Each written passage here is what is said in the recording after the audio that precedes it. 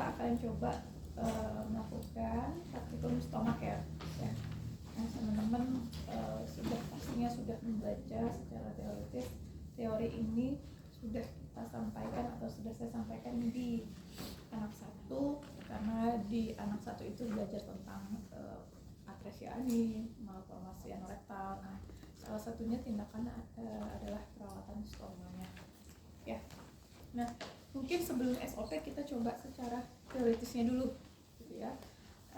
Indikasi dari pasien dilakukan kolostomi ya, terus jenis kolostominya atau tipenya apa gitu ya, tujuannya apa sih perawatan kolostomi atau perawatan stoma itu apa gitu ya.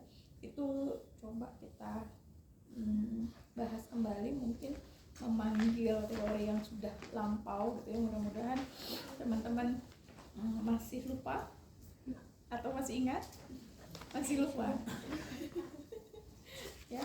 Jadi kita panggil lagi nih teori-teorinya, dan di slide-nya sudah ada semuanya sebenarnya ya.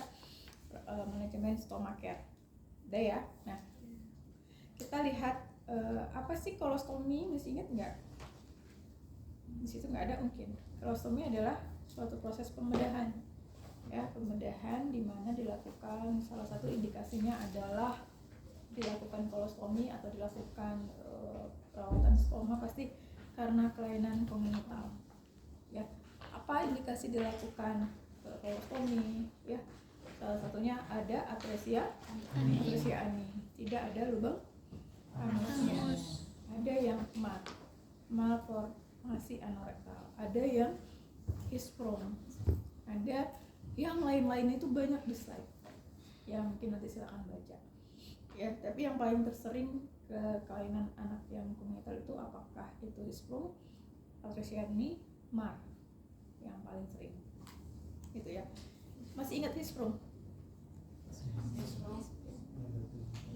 Apa hisprom? Iya, terus itu kenapa kok bisa kayak gitu? Pembesaran kolon, kenapa? Itu karena kan penumpukan feses. Kenapa sampai penumpukan feses?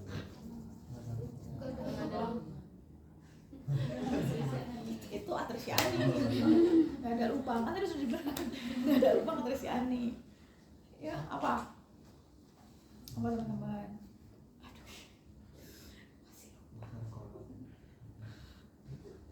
Apa? Hisprom itu suatu kondisi di mana kolonnya tidak terdapat persarapan, atau kemarin kita bilang aganglion, jadi tidak ada persarapannya.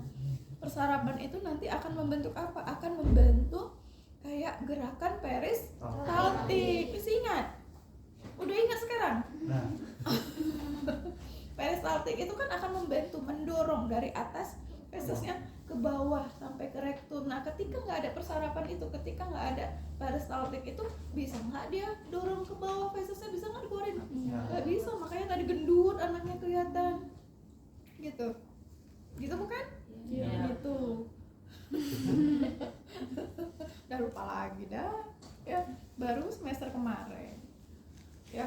Ini akan terus terpakai loh ketika teman-teman mungkin dinas di KMB, kalau pasiennya nanti anak ada hisprom misalnya, itu pasti akan teorinya dipakai ya. Jadi itulah indikasi dilakukan kolostomi, dan salah satunya adalah tugas kita adalah perawatan stomanya atau stomach care. Nah, lihat teman-teman, kalau dari tipenya stomanya itu jenisnya apa aja? Ada yang divide, ada yang loop, ada yang end. Ya, coba sebutkan kalau yang divide itu yang gimana? Dia biasanya ada 2 lubang. Ya, ada 2 lubang kan? Lihat di gambarnya. Ada 2 lubang. Yang satu untuk BAB-nya ya, yang satu biasanya di situ nanti pengeluaran kayak ada cairannya dikit-dikit, atau memang ada seperti kayak mukosa gitulah ya, mukosa. Karena kan pasti di usus itu ada mukosa, ada apa, nanti pasti ada keluar kayak lendir-lendir kayak gitu tuh gitu ya, kelihatan? Nah, ada 2 itu divide ya. Nah, yang kedua ada apa? Loop juga dua itu lubangnya, tapi dia biasanya biar tidak ini ada penyangganya, ya kan? Ya, ada penyangganya gitu. Itu penyangganya bisa dari plastik atau bisa dari besi kecil, tapi khusus, bukan besi yang sembarangan. Itu untuk menyangga si stomanya biar tidak masuk. Ada yang stomi, biasanya kelihatan yang stomanya di dinding abdomen itu ada satu gitu. Ya, kalau dilihat ya N jenis stoma yang N-nya itu tadi, itu biasanya untuk kasus-kasus yang memang sudah sifat stomanya permanen, teman-teman. Jadi kemungkinan besar itu permanen, walaupun ada juga yang nanti bisa di reanastomosis. Artinya apa reanastomosis? Jadi nanti bisa diperbaikin lagi, disambung lagi, jadi stomanya akan dimasukkan lagi gitu. Jadi prosesnya tidak ada lagi nih stoma di dinding gitu. Tapi kebanyakan kasus-kasus kalau yang N stoma itu biasanya kasusnya yang permanen. Ya, dia seumur hidup menggunakan atau ada stomanya seumur hidup. Biasanya itu terjadi ketika pasien-pasien yang udah terminal kayak kanker kolon kayak gitu. Gitu, yang kemungkinan besar dia akan menggunakan stoma terus, ada stomanya terus seumur hidup. Gitu. Kalau untuk yang jenis pertama kedua, tipe pertama kedua itu biasanya pasien yang bisa di reanatomosis. Gitu. Paham sampai sini? Paham. Reanatomosis masih paham ya? Disambung. Iya, sambung kembali. Jadi untuk sementara, nggak permanen dia. Sementara dia dikeluarkan di situ, dia sampai menunggu si lubang fesisnya terbentuk. Oke, operasinya bagus, sudah semuanya, nanti dia sambung lagi. Gitu. Tapi stoma yang muncul di abdomen nggak langsung disambung dengan yang usus yang ada di dalam, potong. Karena kan sudah kena dunia luar nih. Ya, ketika dimasukkan itu takutnya terjadi infeksi. Jadi potong. Ya, potong. Yang kalau tadi loop berarti dua-duanya dipotong dulu. Kalau loop apa tadi? Device tadi kan ada dua. Nah, dua-duanya dipotong baru disambung. Gitu. Loop tadi juga itu mungkin dipotong dulu baru disambung. Gitu. Ya, sambung sekitar, kalau kemarin dia itu sekitar 3-4 cm potong. Baru disambung. Gitu. Ya, itu untuk jenisnya sudah, indikasi dilakukan itu sudah. Terus kita juga harus cek apakah ada tanda-tanda bahaya tidak. Ya, apa yang perlu kita inspeksi mulai dari keadaan stomanya. Keadaan stomanya diperhatikan mulai dari warna stomanya. Yang bagus itu warnanya merah muda, sedikit kemerahan gitu ya. Terus tidak ada seperti kayak pembengkakan, ya, tidak ada kayak tanda-tanda infeksi, pus, panas badan kayak gitu ya, tidak ada lesi dan lain-lain. Itu perlu kita iniin ya. Kondisi kadang ada anaknya kalau di slide itu seperti membengkak ya teman-teman, ada yang bengkak atau bahkan ada yang seperti kayak menonjol keluar tambah panjang atau memendek ya. Itu biasanya terjadi komplikasi, memendek, prolaps ya, memendek. Jadi biasanya itu untuk anak-anak yang mengalami masalah nutrisi biasanya. Kadang kan ketika anak yang mengalami atau menjalani kolostomi ini, kebanyakan anaknya mengalami masalah nutrisi. Kenapa? Penyerapannya belum sempurna kan, nggak sempurna penyerapannya, sehingga sering sekali penurunan berat badan gitu. Kecil bayinya yang mungkin awalnya bagus badannya, tapi karena kondisi seperti ini dia mengecil ya. Nah, itu bisa terjadi prolaps. Jadi semakin kecil ya, berat badannya semakin kecil, berkurang, itu khususnya itu juga akan masuk beriringan dengan penurunan berat badan itu masuk gitu. Akibatnya seperti apa? Ya, operasi lagi, dikeluarin lagi ya. Banyak yang kasusnya seperti itu. Yang kemarin suka diiniin ya, di ibu hati-hati ya anaknya, tolong diperhatikan banget. Salah satunya asupan nutrisinya dijaga karena takutnya terjadi prolaps. Ibu kan udah tahu ya apa aja ininya, jadi nggak usah saya jelaskan lagi kata dokter. iya, tapi dokter mana nakutin, baru juga selesai operasi udah nakutin, ya kan saya nyampein gitu. Ya, oh iya, ya itu yang biasanya sering sekali terjadi untuk anak yang ini. Ya, itu. Terus apa lagi yang harus saya sampaikan? Komplikasinya udah, tanda-tanda bahayanya dari sudah, tipe. Nah, untuk letaknya itu akan berbeda-beda teman-teman. Ya, beda-beda letaknya. Masih ingat nggak kolon apa? Descendant, transversal, Descendant. Satu lagi yang ke arah rektum. sigmoid. Nah, kalau ini kira-kira letaknya di kolon mana? Itu descendant. Ingat ya teman-teman, ini nanti tergantung kondisinya. Mungkin kalau anak-anak kebanyakan sih di sini, tapi kadang ada yang berbeda juga. Kadang ada yang dekat transversum kayak gitu ya. Ini letaknya akan berbeda-beda tergantung kondisi mana nih yang mengalami masalah, gitu ya. Nah, kalau misalnya di sini ini itu masih di descendant, ini udah mulai agak padat fesesnya. Ya dibandingkan dengan yang di transversum atau di ascendant. Kenapa? Di ascendant, di transversum itu belum terjadi terlalu banyak penyerapan air.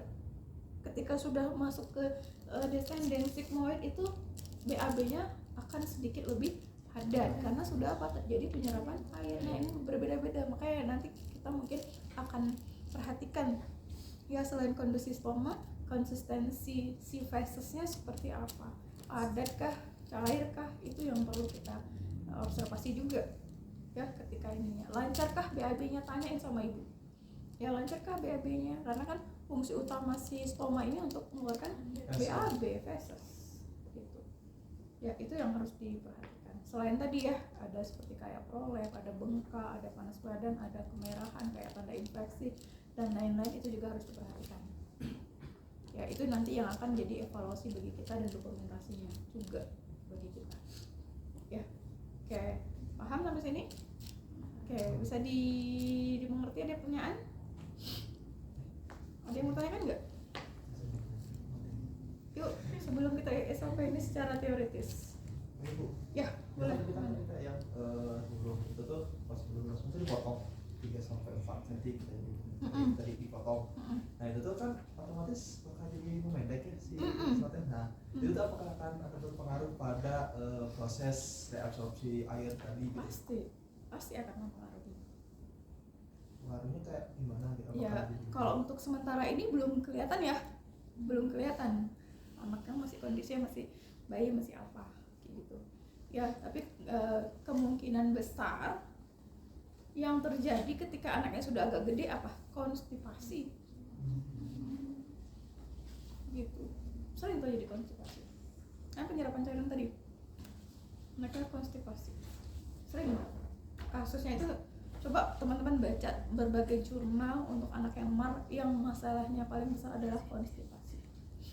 Jadi belum beres sampai di sini teman-teman, sudah di reanatomosis, sudah di iniin, itu setiap bulan itu pasti akan dicek kondisinya, lubang anusnya, terus nanti bagaimana kondisi fesesnya keras atau enggak. Ketika keras pakai obat pencahara, itu masih dibantu dengan gitu anaknya seperti ini, itu pasti akan mempengaruhi.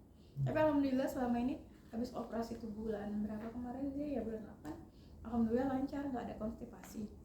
Makanya sampai sekarang saya itu belum berani ngasih yang padat. Kalau kemarin kan kita udah asupan nutrisi untuk anak 12 bulan ke atas gitu kan, sudah mulai bisa makanan padat gitu. Saya belum berani.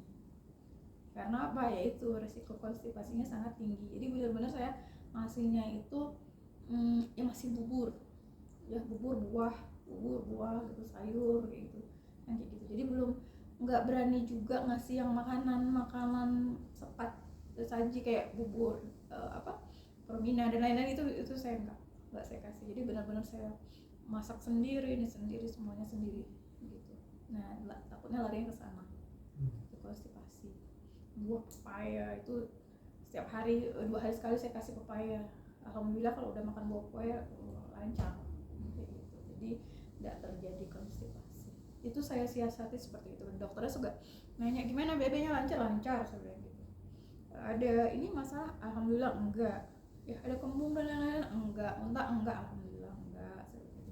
Karena diare sekali ya pas dia masih dalam pakai ada stoma, diare itu kelihatan banget cair banget, jadi yang ketampung di apa stoma bagnya itu cair gitu, cair banget, jadi udah nggak ada bentuk-bentuk feses sama sekali. Kalau kita walaupun itu kan ada serat ini langsung makan keluar. Jadi apapun yang, makanya tadi masalah nutrisi ketika anak di stoma kayak gini langsung belum sampai penyerapannya itu belum sempurna, jadi apa yang dimakan biasanya keluar gitu. Dia habis makan buah dipotong kecil-kecil gitu ya keluar gitu. Walaupun mungkin ada yang sudah digiling itu ada, tapi ada yang keluar gitu, masih bentuk gitu sampai sekarang juga ya, walaupun dia sudah ini jangan kayak nggak bisa yang keras, nggak bisa yang gitu ya, masih kalau makan misalnya ayahnya tuh suka iseng ini ya kadang suka ada makan bubur kacang hijau disuapin, karena anaknya minta disuapin, nanti keluar BAB-nya tuh masih bentuk kacang hijau, masih belum ini ya, belum bagus kayak seperti biasa anak-anak ya. Ya ada lagi yang saya kan sebelum ini ya. Selama saya bisa jawab, karena kemarin ada ini juga ya, pengalaman juga, jadi mungkin bisa di sharing ya. Ada lagi yang mau tanyakan? Ya kan katanya yang masuk keluar gitu. Nah itu oke lah, nutrisinya pasti terganggu gitu kan, kayak penyerapan nutrisinya. Nah kalau misalkan ada status cairannya gimana? ya Apakah ini juga apakah jadi mengarah ke dehidrasi? Kalau misalnya dia mengalami lagi diare, tentu itu harus lebih diperhatikan lagi, karena tadi ya, kalau misalnya anak yang normal pasti ada ya, walaupun sedikit penyerapannya ada. Untuk anak yang pakai stoma itu justru lebih gampang untuk dehidrasi ketika anaknya memang sudah mengalami diare, gampang banget dehidrasinya ya, lebih ini banget. Makanya ketika BAB-nya saya sudah warnanya berbeda dari yang biasa, agak sedikit gimana ya, warnanya pucat, terus konsistensinya juga agak encer, saya nggak nunggu sampai besok lagi gitu ya, dok ini kondisinya begini nih, pokoknya kata dokter kalau ada apa-apa 24 jam 11 malam pun dibalas sama dokternya, mungkin tahu karena kita perawat gitu ya, jam 12 malam pun ini oke, langsung bawa aja. Oh iya dok, memang saya sudah di rumah sakit. Ya udah, terus apa katanya dokternya?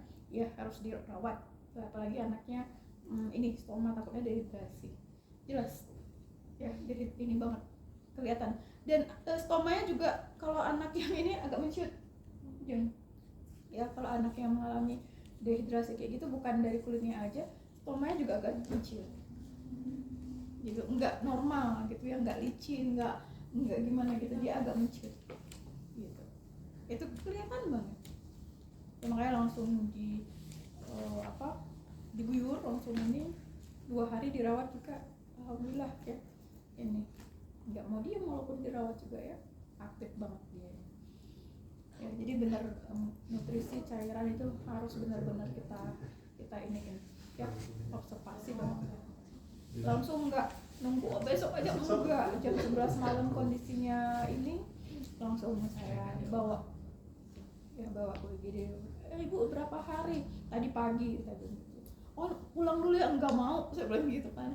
Oh enggak apa-apa bu, diobservasi, nanti kalau 2 hari lagi nggak ada ini berkurang baru, nggak mau, saya bilang, saya buka kondisi anak saya seperti ini. Oh langsung ya, dokternya kaget.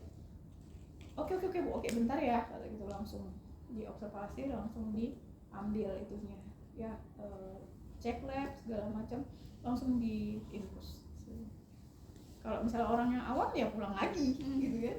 Kalau misalnya karena kita udah tahu, mau kondisi anak saya seperti ini dok, dia terpasang ini, langsung oke.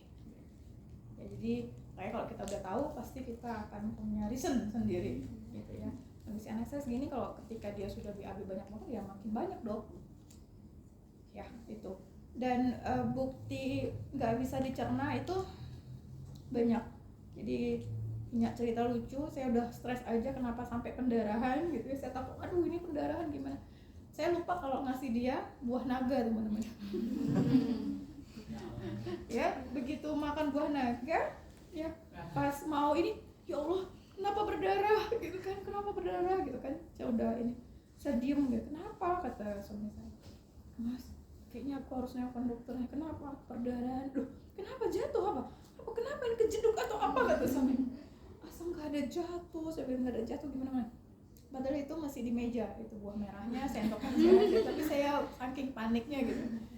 Ya bentar, jangan ini dulu, coba kita observasi dulu, kata suami saya. Pas saya lihat, astagfirullahaladzim, kenapa nggak jadi kenapa, aku habis ngasih makan dia buah merah, saya bilang. Jadi ya itu buah merah mas, ya gitu. Ya sudah, jadi ya udah saya tukar BBM. Nggak lama sore udah hilang. Itu salah satu buktinya ya bahwa langsung nggak ini gitu ya, nggak diproses langsung, jadi memang langsung keluar gitu, hanya sedikit lah gitu. Makanya banyak kejadian masalah nutrisi untuk anak-anak yang seperti ini gitu ya. Makanya kemarin sempat dicek berat badan segala macam gitu, dokter sampai ngelihatin, kenapa dok, biasanya untuk kasus ini berat badannya kurang, terus anak ibu normal bagus, kok bisa ya bu? Ya alhamdulillah dok, saya bilang, alhamdulillah dok, saya bilang kayak gitu kan. Iya bagus, tapi jarang bu. Ya alhamdulillah segitu ini ya. Udahlah, nggak tahu kita perjuangannya gimana ngasih makan. Dokternya malah kok begini katanya, bukannya malah bagus kok malah begini ya. Itu sekilas ya, cukup untuk teorinya. Nanti silakan baca-baca lagi ya, kalau ada yang menanyakan boleh ya. Kita ke SOP-nya teman-teman. Lihat persiapan alat teman-teman, kalau nggak ada di situ boleh di iniin ya. Yang pertama jelas lah ada handscoon ada di situ ya, handscoon. Terus ada ini pelak ya, terus alat-alatnya di sini. Ini ada kantong spermanya ya, ini bentuknya punya baby seperti ini ya, kecil ya. Kalau untuk yang dewasa udah pernah lihat belum? Belum sama sekali. Ada yang udah? Ada yang udah. Bentuknya gimana, lebih besar ya? Lebih besar. Terus biasanya kalau untuk dewasa itu pakai klip kayak gini ya, pakai nih ya. Kalau anak tuh sudah jadi satu biasanya kayak gitu ya. Jadi udah nggak terpasang begini. Kenapa? Ini kan lebih ini ya, ini keras, takutnya malah kena si anak sakit. Ini lebih lembut kayak gitu ya. Oke, kalau dewasa biasanya pakai ini. Anak juga boleh. Ada kadang waktu Jia pertama operasi itu mungkin nggak di rumah sakit, nggak tersedia kantong yang khusus buat baby, jadi buat yang untuk dewasa, jadi menggunakan ini ya. Dan kalau untuk dewasa ya, untuk dewasa tahu ya, bisa dipakai untuk beberapa lama gitu ya. Jadi nanti dibuka ininya, ditaruh ini, disemprot kayak gitu, bersihin kayak gitu ya. Jia dulu seperti itu ya. Atau terus saya ganti menggunakan yang ini sekali pakai, bisa bertahan 1 harian gitu ya, 1 harian penuh baru ganti. Tapi kenyataannya tidak teman-teman. Kenapa? Anak itu aktif, nggak bisa diem ya. Ini tuh kalau waktu Jia pakai begini tuh bisa 3-4 kali ganti teman-teman. Iya, 1 hari nggak bisa diem ya, aktif. Alhamdulillah bagus ininya, motoriknya gitu ya. Jadi sampai 4 kali ya, lumayan dari segi ekonomisnya, lumayan nih. Tahu ya harganya, nggak usah di-spill bu. Tapi tadi ter-spill juga gitu, karena memang nanti kita modifikasi. Nah nggak apa-apa ya di-spill. Ini satunya 50.000, satunya 50.000 yang ini ya. Terus yang ininya 20.000, beda, jualnya terpisah. Kadang kan kalau kita ke yang alat-alat itu kayak Sakura itu nggak ada yang anak gitu, biasanya orang dewasa, jadi belinya dewasa sama ini gitu. Dan beda, 50.000, 20.000, 70.000 1 kali pakai. 4 kali udah berapa ya, 1 hari belum. Nah makanya nanti saya ajarin yang ekonomisnya, membuat pakai plastik ya. Nanti kita belajar ya. Jadi kadang kan orang tua ada yang ketika banyak pasien nanti ya, mungkin nggak bisa terbeli dengan ekonomi yang masih sulit ya, apalagi zaman-zaman sekarang gitu. Kita bisa edukasi belajar menggunakan plastik ya. Itu alat-alatnya. Terus kalau ini sabun boleh kita gunakan ketika mungkin kondisi area stomanya, ya area kulit daerah stomanya itu kotor teman-teman. Kadang kan ada yang hygiene-nya kurang, jadi sampai lengket fesesnya gitu. Kemarin gimana? Ada yang pernah bersihin nggak pasien? Gimana kemarin kulitnya? Oh, aku mah kalau orang dewasa. Orang dewasa gimana? Kotor? Iya. Nah, pakai sabun, pakai ini. Ya, dibantu boleh pakai sabun. Ya, mau pakai sabun air juga boleh. Gitu. Ya, pakai ini sabun batangan boleh. Jadi nanti kita basahin sedikit, kita iniin, baru kita ke kulit anaknya. Ya, oke, selanjutnya biasa hand spoon mau pakai masker boleh, takutnya nanti ketika mau bersihkan bau, wek depan maknya, kan nggak logis. Ya nggak logis dong, kita perawat tiba tuh terus pinset kemarin dewasa pakai ini nggak? Enggak. Iya, boleh langsung teman-teman. Ini takutnya lagi enak-enak begini, ini kecuyuk nanti anak nggak bisa diem, nggak usah ya, nggak usah pakai ini. Tapi kalau di ini ada ya prosedur ya. Terus gunting ya, terus lidi water, terus ada spidol, saya gunakan spidol sama penggaris teman-teman untuk mengukur stomanya. Terus selain itu juga ada kasa. Ada di situ kasa? Ada. Oke. Kalau untuk anak saya menganjurkan pakai kapas teman-teman. Karena kulit si baby masih tipis, masih sensitif, pakai kapas. Jadi nggak pakai kasa ini sebagai penutup saja. Gitu. Jadi pada saat kita sudah bersihkan, habis itu kita persiapan untuk gantinya, kalau kita buka BAB kemana-mana. Jadi kita tutup pakai kasa biar ini meminimalkan lah kalau ada feses yang keluar lagi. Ya, apa sudah terus ini tisu untuk bersih-bersih ketika mungkin masih basah boleh. Terus ini ya kom untuk nanti. Nah ini vaselin, ini pasta atau vaselin. Nih bukan pasta untuk buat itu ya. Pasta itu untuk merekatkan, untuk barrier biar tidak terlalu terjadi iritasi. Ya ini vaselin juga untuk barrier. Ya untuk tidak terjadi iritasi pada kulit. Nah, selanjutnya ini ada powder. Powdernya ini khusus untuk stoma. Ya, jadi kalau untuk anaknya sudah terjadi iritasi pada bagian sekeliling stomanya, itu bisa digunakan powder ini, bedak ini. Ya ini kemarin sisa Gia saya bawa ke sini. Ya terus ini betadine. Ini bedak. Kalau nggak ada bedak yang seperti ini, boleh bedak biasa juga kayak untuk mengurangi iritasinya saja, gitu ya. Tapi yang khusus lebih bagus lagi. Ini betadine kalau dia terjadi kayak lesi, gitu ya, luka kayak gitu. Kadang ada lecet sampai lecet, gitu sampai luka, ada kemerahan, itu boleh pakai betadine teman-teman. Betadine-nya bukan di beginiin, tapi kita taruh di kapas. Terus itu kita sotol tap di daerah lukanya, gitu. Kalau untuk ini sama boleh ya kita seperti ini. Ya nggak bisa kayak kita pakai bedak gitu, nggak bisa habis di gitu ya. Biasanya agak deketin, agak gini aja ya, tipis itu boleh diratakan gitu ya. Oke, biasanya kalau iritasi kita nggak pakai ini dulu, nggak pakai vaselin atau pasta dulu, cukup dengan setelah dibersihkan pakai powder, baru kita tempel di kantong stoma yang baru kayak gitu ya. Oke, itu alat-alatnya. NaCl teman-teman ya, cairan NaCl ya.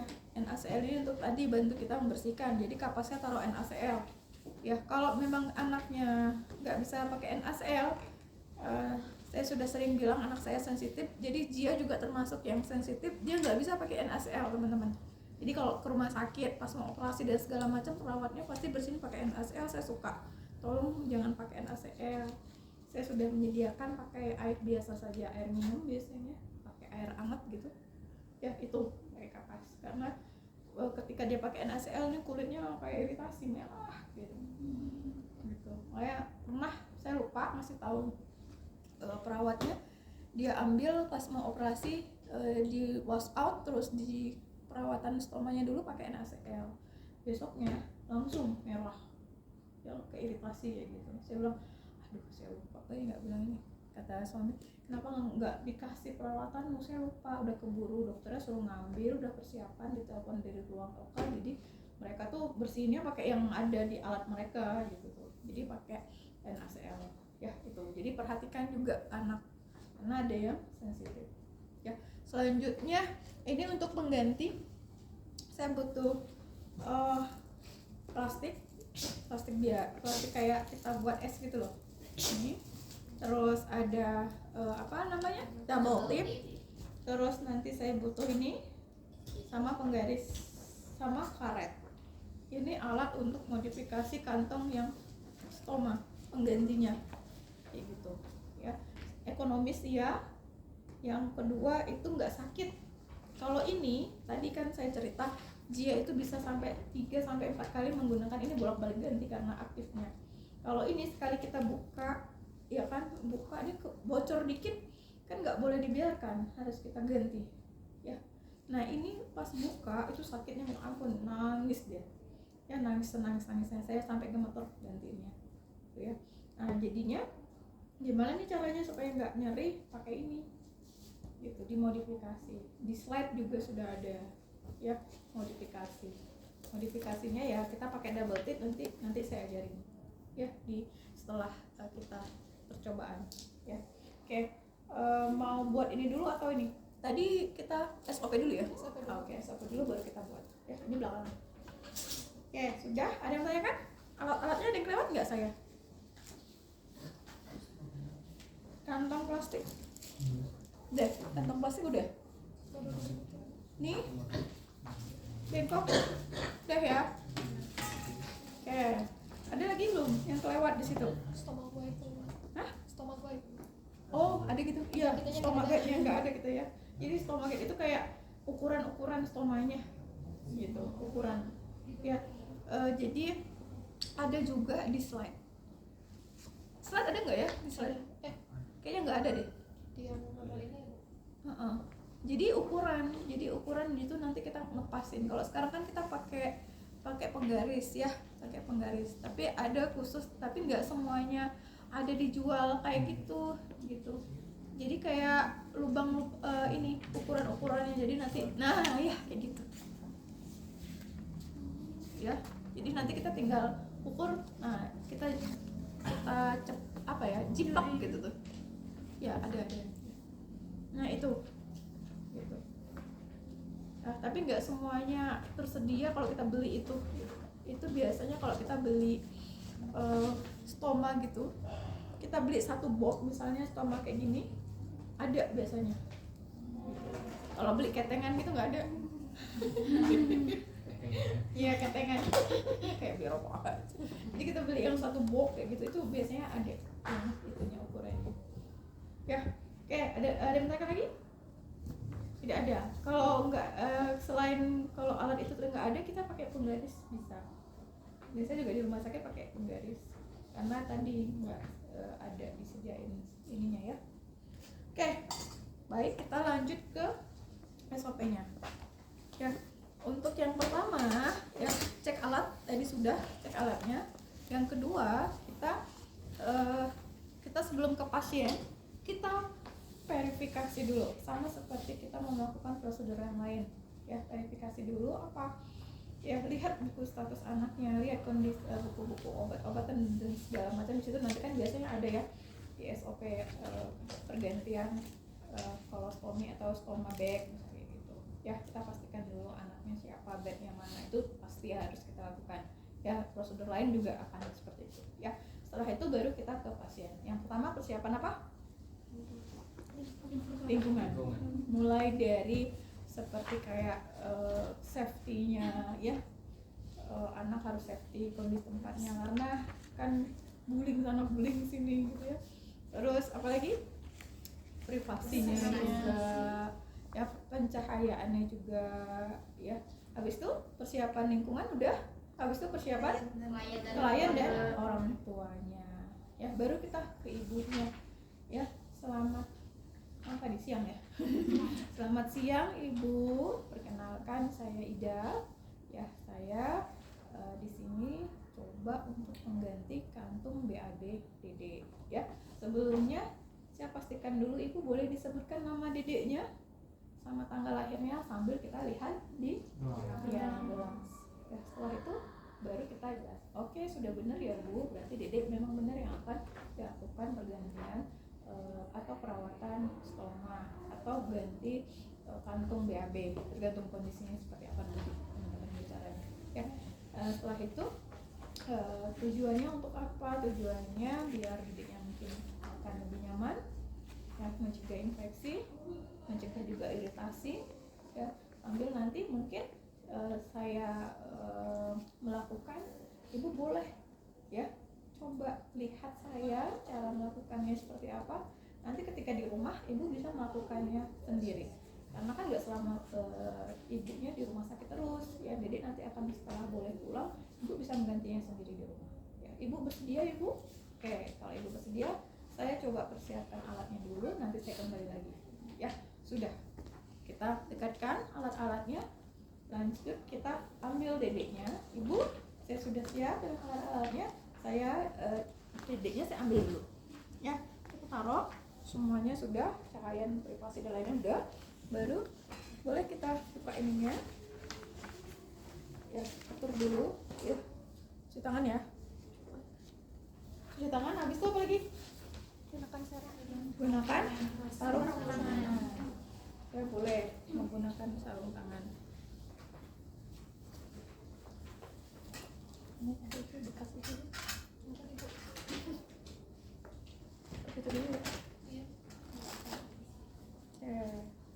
Ibu sebentar ya, boleh ya ibu perhatikan, boleh bantu saya nanti untuk dipegang Dedeknya ya, karena luar biasa ya anak itu aktifnya minta ampun, apalagi kalau udah usia 4 bulan kayak gitu ya, itu aktif banget ya.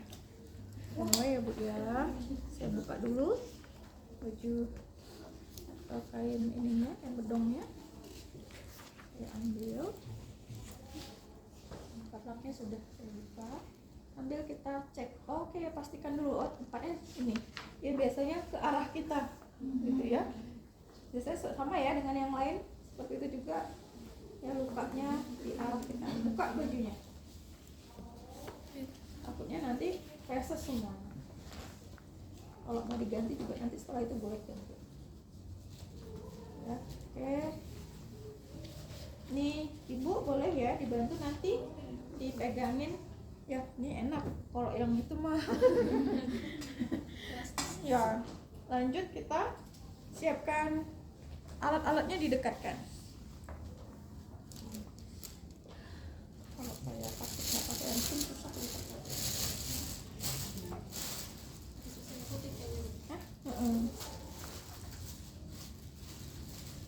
Ya, ini sudah posisikan. Terus saya coba ini taruh NaCl. Taruh NaCl, saya coba persiapan. Boleh, silakan. Nih, lapas yang sudah dikasih NaCl, saya dekatkan ini ya semuanya, karena kan kita nggak tahu ya kondisi ininya, jadi kita siapkan aja dulu ya. Nih udah, mau pakai pasir itu juga boleh. Nah ini bentuk modifikasinya. Oke, penggaris sudah. Oke, sudah. Habis itu baru kita ibu boleh ya di ini ya Bu, diperhatikan ya Bu ya. Nah, sambil mungkin nanti dipegang dulu tangan Dedeknya. Udah, realnya akan rempong deh teman-teman, kayak sangan deh ya, lebih rempong. Iya, udah. Lanjut kita coba buka ya. Yang pertama ini kan udah dikasih nih, kita harus jangan terlalu basah ya. Habis itu baru kita buka, kita lengket tuh, jadi sambil kita telusurin gitu tuh. Yang satu mungkin narik dikit ya, kita pas basah lagi narik dikit kayak gitu sampai benar-benar lepas.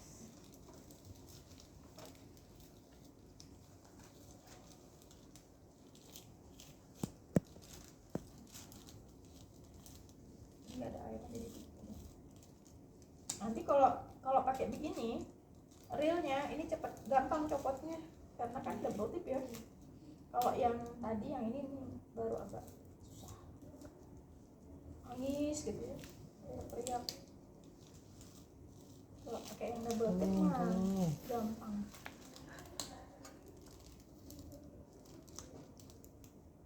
Ini prinsipnya bukan steril tapi bersih. Kenapa saya pakai sarung tangan karena itu cairan tubuh. Kadang kalau dia juga kadang kalau lagi ini ya nggak pakai handphone saya. Anak sendiri ya. Ya, dah. Jelas ini kan cuma megang, ya kan? Megang begini. Ini yang banyak kena feses pasti yang kanan, yang dominan biasanya, ya kan? Jangan langsung ya. Jangan nanti feses banyak masuk ke sini gitu ya. Kita perut oper, baru kita iniin, bersihkan, tap bagian stomanya karena ini nanti penuh dengan BAB nih biasanya. Gitu. Ini kan nanti keluar dari sini, nanti dia gini di sebelah kayak ini gitu ya. Kita bersihkan dulu ya dari daerah dalamnya dulu. Bersih. Buang. Kurang nih. Ambil lagi. Dapat, oper lagi. Ya. Bersihin. Tergantung keperluannya, tergantung bersih kotornya. Kalau emang kotor banget butuh banyak ya banyak kan disiapin. Kayak gitu. Ya kalau memang nggak terlalu ini ya cukup, mungkin 2-3 kali cukup ya. Oh ternyata masih ada nih, masih ada, kita bersihkan bagian sininya. Biasa sampai kemana-mana loh kalau misalnya anaknya udah aktif gitu. Oh ternyata ibunya kurang nih hygiene-nya, banyak nih yang lengket-lengket yang udah lama gak dibersihin misalnya ya. Kita ambil, tadi basah ya, basah, baru kita perut, baru kita ini ambil sabun ini kan tadi nih basah ya, kita dikit aja gitu ya. Nah, lalu kita oles ini ya, kita gosok-gosok dikit yang masih lengket-lengket fesesnya, karena kalau cuma air doang agak susah gitu ya. Pakai sabun kita iniin ya. Nah, kita bersihin lagi nih, kita iniin, bilas ya. Nah, bilas masih basah juga ya, atau masih ada sabunnya ya, sampai bersih banget masih ada ini, baru kita ambil tisu. Tap. Ini air tadi ya. Udah beres bersih. Baru kita ambil kasar. Ini untuk nah tadi biar fesesnya tidak kemana-mana.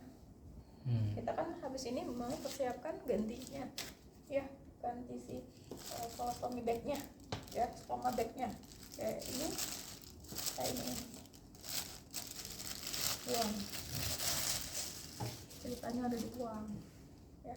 Habis itu ini tetap di sini, kita langsung ambil penggarisnya, kita buka, hitung, jangan ditempel ya. Ya, nih dikira-kira berapa nih? Sekitar 4 nih diameternya dari sini ke sini. Ya, sekitar 4. Dah, kita tutup lagi.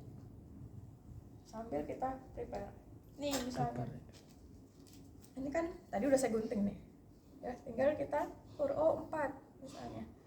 Ya, nih sekitar di daerah 40 atau apa. Nah, tinggal kita gunting. Ambil gunting.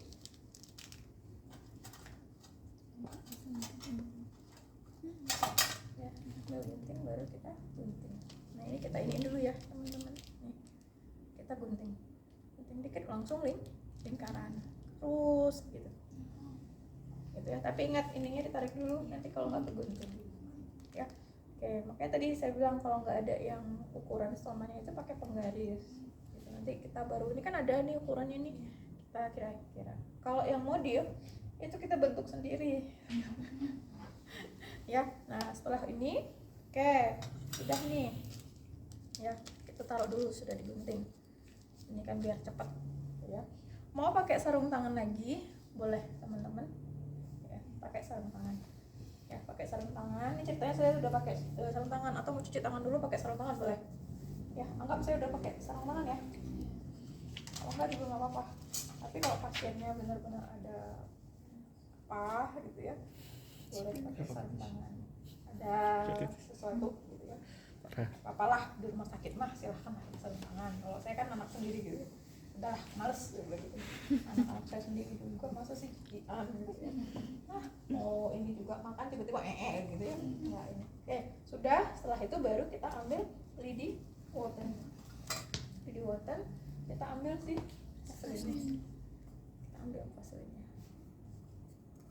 Kita buka. Kita olesin. Ya. Ya. Bukan di stomanya, tapi di kulit. Ya, di kulit abdomennya, bukan di stoma. Ya, dah.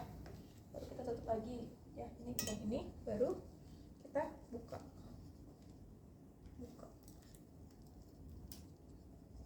Nah, baru kita buka ini. Kita agak jauhin. Baru kita pasang. Nah, kalau tadi teman-teman, kalau seandainya dia ada lesi ya atau kayak luka, kita boleh pakai apa, kapas, ambil kapas, kita taruh kayak tadi ya, tapi nggak usah dulu pakai bariernya, nggak usah dulu pakai vaseline ya, takutnya nanti tambah ini gitu. Biasanya saya kalau udah ada luka, ada iritasi gitu ya, pakai, kalau luka tadi pakai kayak tadi aja ya. Kadang biasanya tuh suka di daerah-daerah sininya tuh luka, karena kan semakin sering ganti ini juga kan semakin ini gitu ya. Di totol aja ya, di tap ya, ininya udah langsung buang. Nah, kalau seandainya kalau tadi nggak ada luka tapi ada iritasi, tinggal buka aja, buka ini, nggak usah pakai si vaseline juga ya, cukup ini aja dulu gitu. Ya, kita tinggal ini aja. Jadi bentuknya ini kecil banget. Jadi kalau keluar mana tuh kayak gitu, kecil gitu, jadi kecil banget, jadi disesuaikan. Nah, sudah misalnya gitu, baru kita ratakan. Ini pakai handspan juga nggak apa-apa nih, karena kan nggak lengket kecuali vaseline tadi gitu. Ya sudah, baru kita pasang.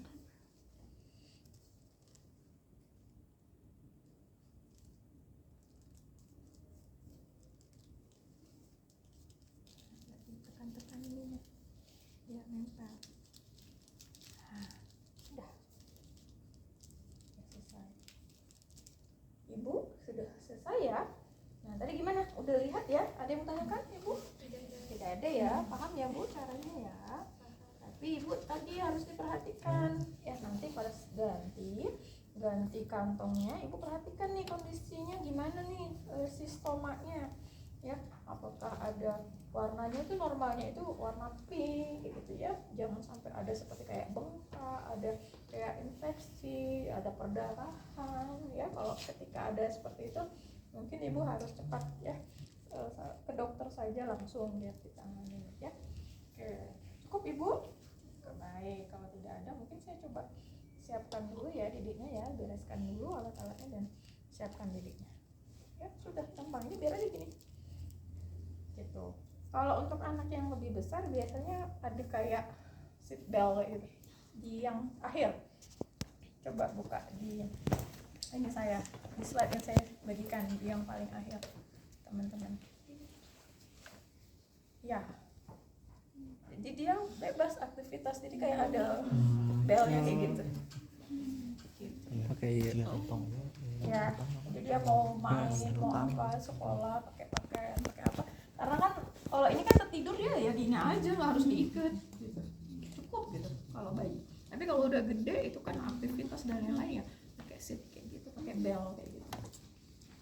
Ya, oke, ini udah ya. Evaluasinya tadi ya, kondisi si stomanya seperti apa ya, apakah ada tanda-tanda infeksi, ada iritasi ya, konsistensi fesesnya seperti apa ya, ada terlalu cair atau ada diare atau seperti apa, tanyakan sama ibunya ya, adat atau lancar nggak di ABAB, itu yang evaluasinya ya. Habis itu dokumentasi sama semua tadi dicatat apa yang kita dapatkan, terutama tadi ya tanda-tanda atau kondisi si stomanya ya, tanda tangan, nama jelas perawat, udah beres. Emang kan?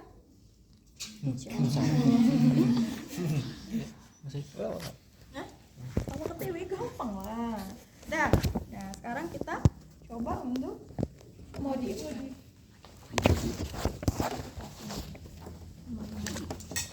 ini kan ada yang dua.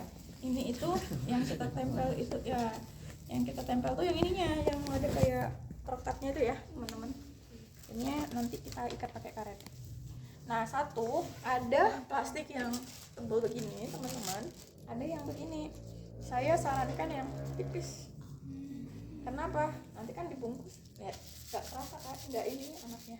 Kalau ini anak saya kenapa gitu. Jadi estetik ya lebih ini. Jadi pas nih, jadi yang lebih tipis. Karena kemarin nyarinya susah, buatin jadi yang tebal juga nggak apa-apa gitu ya. Setelah itu baru kita iniin buat nih. Nanti buatnya sedemikian kerapian teman-teman ya. Demikian kelebihan. Jadi kayak yang sebelumnya kayaknya nggak digunting jadinya ini.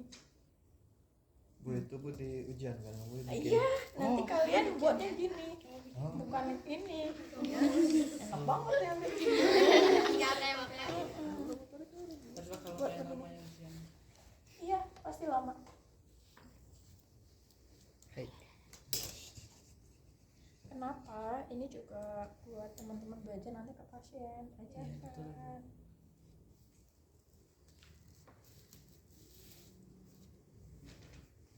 Ya, sensorik ini kayak gini semua nih. Mak-maknya diajarin nih. Mama. Mama. Ada sampai yang pernah cerita Bu Ajeng, dia pas profesor yang sakit cucunya kerjaan nih, kakeknya profesor marah-marah tuh dipakai begini. Enggak level ini saya mau, intinya saya punya uang, cucu saya beli ini bukan punya uang prof, kata ininya perawatnya, tapi ini untuk menurunkan nyerinya, iritasi segala macam prof, katanya. Rupanya bener anaknya pakai begini itu nyeri. kuah. Nyeri ya. Nah, ini sudah begini, habis itu kita ukur. Ya tadi udah tahu ya kita ya. 4. Ya. Oh. Kita letakin di tengah-tengah teman-teman. Pertengahan. Kalau kita betulin. Tengah-tengah kanan dan kiri itu. Hah? Gak apa-apa. Ini kan cuma ini. Kan ini bilang tuh. Nanti dibuka. Nah, baru kita lukis. Buat lingkaran. Kejangka. Lingkaran. Sedemikian rupa teman-teman buat lah. Nah, udah tuh misalnya. Baru kita gunting. Kita buka dulu nih, biar ada gunting dulu. Ini kerjaan saya. Tuh Jia kemarin masih itu, ini kerjaan saya malam sampai buat 50 gitu ya. Sekali buat tuh saya terduduk gitu ya, 50 karena satu hari itu bisa 5 sampai 6 kali itu dia ganti tuh. Harus kita rapikan. Kerajinan. Iya, kerajinan tangan ini.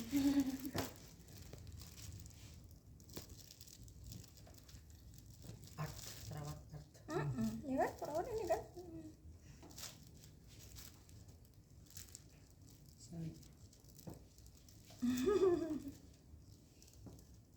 Ya udah.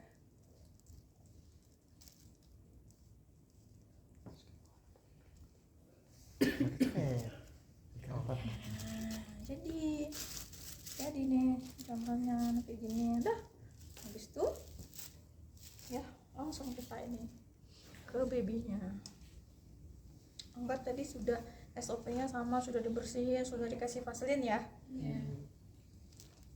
Udah terpasang perlak dan lain-lain nih kondisinya, ceritanya biar cepat.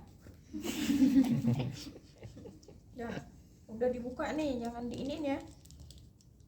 Udah dibuka, udah diapain posisinya. Baru ini udah semuanya kita kasih vaselin, sudah kita buka.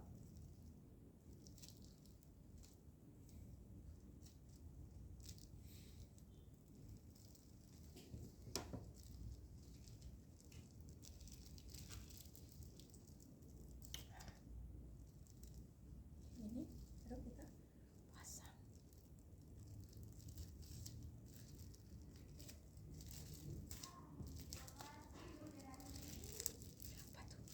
Selanjutnya. Rajin. Udah, kita Emang ada lagi? ada. Ada.